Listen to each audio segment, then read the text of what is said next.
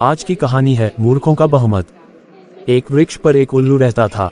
उल्लू को दिन में दिखाई नहीं पड़ता, इसीलिए वह दिन भर अपने घोंसले में छिपा रहता है और जब रात होती है तो वे शिकार के लिए बाहर निकलते हैं। गर्मी के दिन थे, दोपहर का समय। आकाश में सूर्य आग के गोले की तरह चमक रहा था। बड़े जोरों को गर्मी पड़ रही थी। कहीं से एक बंदर आया और वृक्ष की डाल पर बैठकर बोला, ओह बड़ी भीषण गर्मी है। आकाश में सूर्य आग के गोले को तरह चमक रहा है। बंदर की बात उल्लू के भी कानों में पड़ी। वह बोल उठा, क्या कह रहे हो? सूर्य चमक रहा है। बिल्कुल झूठ। चंद्रमा के चमकने की बात कहते तो मान भी लेता। बंदर बोला, चंद्रमा तो दिन में चमकता नहीं, रात में चमकता है। इस समय दिन है, दिन में सूर्य ही चमकता है। सूर्य का प्रकाश जब तीव्र रूप से फैल जाता है तो भयानक गर्मी पड़ती है। आज सचमुच बड़ी भयानक गर्मी पड़ रही है। बंदर ने उल्लू को समझाने का बड़ा प्रयास किया कि आकाश में सूर्य चमक रहा है और उसके कारण भयानक गर्मी पड़ रही है, पर उल्लू अपनी बात पर अड़ा रहा। बंदर के अधिक समझाने पर भी वह यही कहता रहा कि न तो सूर्य है, न सूर्य का प्रकाश है और न गर्मी पड़ रही है।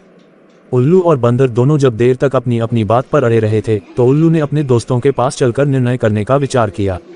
बंदर ने उल्लू की बात मान ली। उल्लू उसे साथ लेकर दूसरे वृक्ष पर गया। दूसरे वृक्ष पर सैकड़ों उल्लू रहते थे। उल्लू ने अपने जाति भाइयों को एकत्र करके कहा, भाइयों, इस बंदर का कहना है इस समय दिन है और आकाश में सूर्य चमक रहा है। आप लोग ही निर्णय करें, इस समय दिन है या नहीं और आकाश में सूर्य चमक रहा है या नहीं। उल्लू की बात सुनकर उसके जाति भाई बंदर पर हंस पड़े और उसका उपहास करते हुए बोले, क्या कह रहे हो जी, आकाश में सूर्य चमक रहा है? बिल्कुल अंधे हो। हमारी बस्ती में ऐसो झूठी बात का प्रचार मत करो। पर बंदर अपनी बात पर ठान था। बंदर की बात सुनकर सभी उल्लू कुपित हो उठे और बंदर को मारने के लिए झपट पड़े। बंदर प्राण बचाकर भाग चला।